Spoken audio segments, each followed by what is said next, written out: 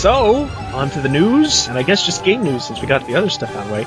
And boy, this has been a week. Between those two big trailers that we just talked about and Furious 7 setting records, we've got so much news everywhere that's about Grand Theft Auto 5 that it's finally launched on PC, finally, after all this time. So you got stuff like its giant sales figures, to the rave reviews, to some lag and dropout issues some people have been really complaining about, to that gigantic 60 gig size install. Steam at one point, when it went live, was overwhelmed by people downloading. I can imagine. But you've got millions of people trying to download a 60 gig game off your servers. Yeah.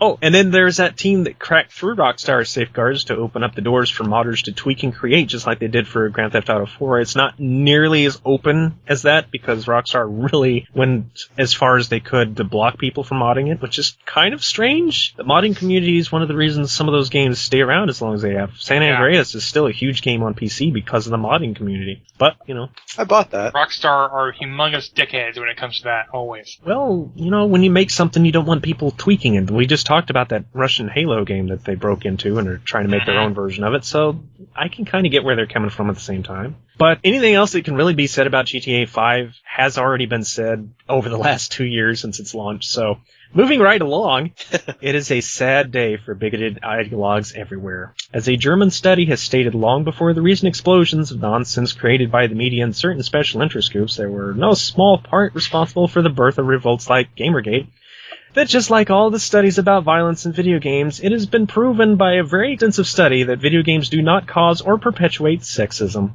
Aww. Aww. That just... They're like foaming at the mouth from this information. Now, most normal people, and those of us with much understanding of non-biased psychology, pretty much probably already knew this. I'm pretty sure it won't be the last legitimate study to make this point either, as several were started by various groups that are not part of the whole feminist movement that's trying to prove it otherwise. But I have noticed no small amount of comments saying, well, there's still sexism in video games. Well, yeah, there's still violence in video games, too. That doesn't mean that it's creating it. All right, there's intelligence for you. People don't understand story. Meanwhile, EA announced that they would be shutting down many of its free-to-play online games, such as Battlefield Heroes, Battlefield's Play for Free, Need for Speed World, and FIFA World, though EA claimed that it never had any intention to discontinue Star Wars The Old Republic, so it'll be around for a while yet. And a new Call of Duty Black Ops 3 trailer, that's a teaser, just came out, only to announce that an actual trailer will come out on the 26th of next week. Okay. And Blizzard hotfixed an exploit in Diablo 3 that allowed players to generate tens of thousands of a very special little item called blood shards every hour, and went even further by looking at the accounts who took the most advantage of this and basically closed them out. Which is funny, because I watched a D3 player get banned on live stream. It was hilarious. He had like 1 million of those shards. There you go. Play fair, folks. If it feels wrong, it probably is, and I think that's an actual quote from one of the Blizzard execs. Meanwhile, a Minecraft exploit that was discovered well over 2 years ago, and while reported, Mojang never got around to fixing it. And the exploit gives griefers and trolls the power to crash entire servers, which is of course causing some concern now among many server groups, large and small. However, and I have some French to speak here, so I hope I don't murder this, but there's some strange new angle to Minecraft coming soon in the form of Alexandre Posen and the Bear Opera's La Fente et le Sautilège. That is a live opera that will be performed in New York City while using projections of Minecraft for much of its extra visuals. While the opera will perform in early May, the Voxelbox YouTube channel will be uploading the full 50-minute production at some point afterwards. Can we end this is video games art yet discussion, please? Because yes, yes, video games can be art. Thank you. Meanwhile, I thought Journey proved that. There's a lot of stuff that proves that. People still argue it. Meanwhile, crossovers! Including a new LEGO game that is making full use of every license they can throw at it in a vein similar to Skylanders and Disney Infinite, which is basically special little LEGO character pack things that include various worlds from the LEGO Movie, Lord of the Rings, DC Comics, Back to the Future, and The Wizard of Oz, and you know with their vast expanse of licensed stuff, they're probably going to try to drag everybody else in, so stuff like Star Wars and Indiana Jones and Harry Potter and all of that stuff is probably going to try to get thrown in there, but Disney owns a lot of that stuff, so they have their own for that. But who cares about LEGO? Remember me gushing about Project Cross Zone so long ago? It's that disc-style tactical game that features all those characters from Capcom and Namco and Sega. Well, it's back with a sequel and already confirmed for a US launch at the exact same time it announced it for the Japanese. And it is having X and Zero in it again. Mm-hmm. Now, if only I had something to play it on. I'm going to have to get me a DS one day. I really do.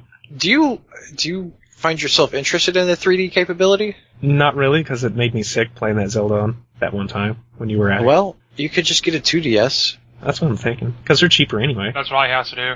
All 3D stuff. The only problem. Migraines. Yeah, the only problem with that is you won't be able to play any of the games that are made for the new Nintendo 3DS. Like Xenoblade Chronicles 3D. You won't be able to play that. There's really only 3 games I'm interested in, though, and that would be the 2 Project Crest Zones and Smash Brothers. Yeah. And even the Smash Brothers. I would rather have the Wii U version. But definitely. I actually prefer the Wii U version just because you can use the GameCube controller. And of course I have to include fighting game news. I'm the fighting game guy, so of course I do. So including the successful launch of Mortal Kombat X, I told you this was a big week for not only consoles but also the PC. And while Skullgirls continues to update thanks to its very successful crowdfunding campaign with its latest character Beowulf that released just today, which is a strange combination of Beowulf from, lore and a professional wrestler with a gigantic disembodied hand and a chair that he can summon at will and use special moves with. That game is so weird. And with news that the City of Final Fantasy arcade game has confirmed to be including Ishtola, if I'm pronouncing that right, from Final Fantasy XIV, and Ramza from Final Fantasy Tactics, cool. And also released this week a video with a PlayStation 4 comparison of the game, so yes, it is coming to console. Yay, with a high chance of a US release, though not actually mentioned yet. And lastly, a patch for Super Smash Bros. That including that DLC Mewtwo that Mike was talking about earlier, and had some extra files that was being cracked open that allegedly discovered that some of the audio files for Lucas has already been included, as well as audio files for Roy, the Fire Emblem character who also appeared in Melee, leaning that he will probably be mentioned in the sometime near future. But there were 2 more files, and here's a clip. You hear that song? Does that sound familiar? That is Ryu's theme from Street Fighter 2. Oh my. And somehow I knew he was going to be in there. Well, with Capcom allowing Mega Man in there, it only makes sense that they'd be wanting more of their characters in. Well, they were kind of pulling away from the whole third-party stuff, and I would have figured a Namco character like, I don't know, Lloyd Irving from Tales of Symphonia or something like that. I still want Solid Snake back. I thought he was amazingly fun. And he probably will, because, Kojima's all for it, but then again, Kojima's not working for Konami much longer. Yeah, he's leaving Konami, so... Who knows? That didn't stop. That didn't stop Mega Man from being put in after Keiji left. That's true. So... Yeah, quite a week for news. And trailers. Oh my. Does anybody else got anything? No. All right. I spoke way too much. Oh, never. Well, with that, you can follow us on Twitter at PrinnyCast, and you can contact us with email at PrinnyCast@gmail.com. We will be back next time with more craziness and insanity. We're just about the end of this month, yeah. The show after that's going to be in May. This year's moving right along. The heats. It's so much. Yeah, I'm kind of worried about my computer overheating, so there may come a point where I'll be out for a couple of weeks while I get a new computer on order. That's no joke. There may be a point where I disappear for a couple of weeks, too, when I move. Yeah. And you have moved like 8 times in the course of our PrinnyCast history. Yeah, well, that's because, we'll end it and we'll talk. All right. So we'll see you all next time, dudes. See you next time.